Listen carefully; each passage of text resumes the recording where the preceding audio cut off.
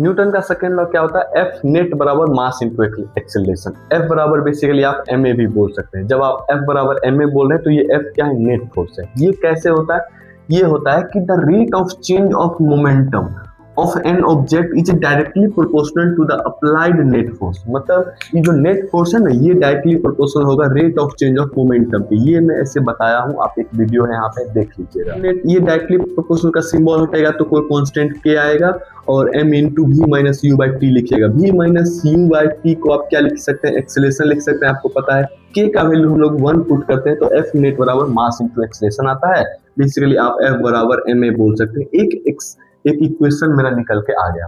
अब पहला केस हम लोग क्या करेंगे, मास को कांस्टेंट करेंगे। क्या करेंगे, मास को कांस्टेंट। तो F बराबर क्या हो जाएगा, ma तो होगा ही, y बराबर मतलब फोर्स को हम लोग y एक्सिस पे रखेंगे और मेरा मास कांस्टेंट है तो कोई कांस्टेंट को हम c से रिप्लेस कर दिए।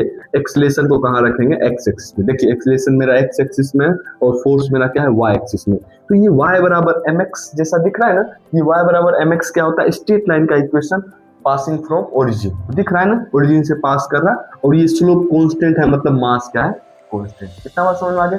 दूसरा ग्राफ में हम लोग क्या करेंगे, एक्सेलरेशन को कांस्टेंट। एक्सेलरेशन को जब आप कांस्टेंट करिएगा, y बराबर क्या आएगा, x इंटू सी आएगा। एक्सेलरेशन आपका कांस्टेंट है, y एक्सिस पे हम लोग किसको रखे हैं, फोर्स को। x एक्सिस पे किसको रखे हुए हैं, मास को। तो अभी ये भी वही सेम ग्राफ है ना, मतलब ओरिजिन से पास करेगा और स्ट्रेट लाइन होगा और एक्सेलरेशन आपका क्या है, कांस्टेंट। हम यहाँ पे माने हुए हैं। इतना समझ में आ गया। थर्ड वाला थोड़ा सा इंपॉर्टेंट है, ध्यान से देखिए। F बराबर m है, इस बार हम क्या करेंगे, फोर्स को कांस्टेंट करेंगे। तो C बराबर क्या हो जाएगा, x इंटू वाई।